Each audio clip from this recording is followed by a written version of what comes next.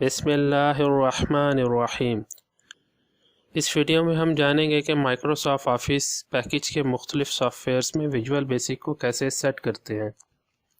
Office package کے soft wears مثلاً word, Excel, out لک، power point اور ویزیو وغیرہ میں میکروز کے ذریعے بہت سے کام خودکار طریقے سے کیے جا سکتے ہیں۔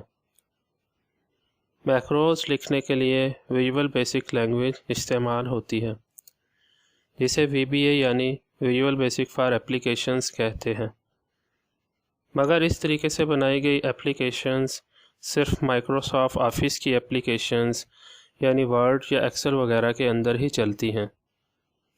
آپ VBA کے ذریعے اسٹینڈ الون ایپلیکیشنز نہیں بنا سکتے۔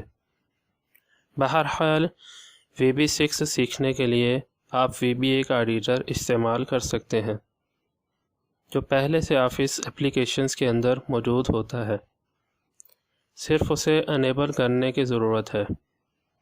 آئیے دیکھتے ہیں کہ ورڈ اور ایکسل وغیرہ میں اسے کیسے انیبل کرتے ہیں۔ مائکروسافٹ آفس 2003 کی مختلف ایپلیکیشنز یعنی ایکسل اور ورڈ وغیرہ میں ویژول بیسک ایڈیٹر کو انیبل کرنے کا طریقہ یہ ہے کہ سب سے پہلے ٹولز مینیو کو کلک کریں، پھر میکروز کو کلک کریں اور پھر ویژول بیسک ایڈیٹر کو کلک کریں۔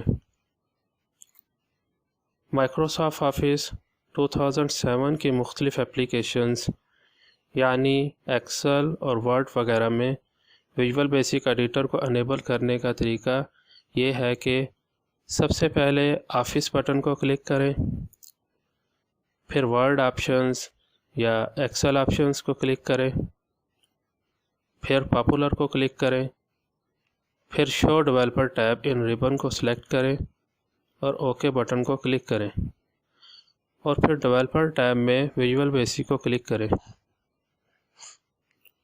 مائکروسافٹ آفس 2010، 2013 اور 2016 کی مختلف ایپلیکیشنز یعنی ورڈ اور ایکسل وغیرہ میں ویژول بیسک کے ایڈیٹر کو انیبل کرنے کا طریقہ یہ ہے کہ سب سے پہلے فائل مینیو کو کلک کریں، پھر آپشنز کو کلک کریں، پھر کسٹمائز ریبن کو کلک کریں، پھر ٹیبز میں سے ڈیولپر کو سلیکٹ کریں اور اوکے کے بٹن کو کلک کریں،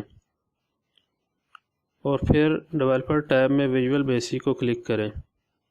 اس کے ساتھ ہی ہمارا یہ ویڈیو اپنے اختتام کو پہنچتا ہے۔ الحمدللہ الذی بنعمتہ تتم الصالحات۔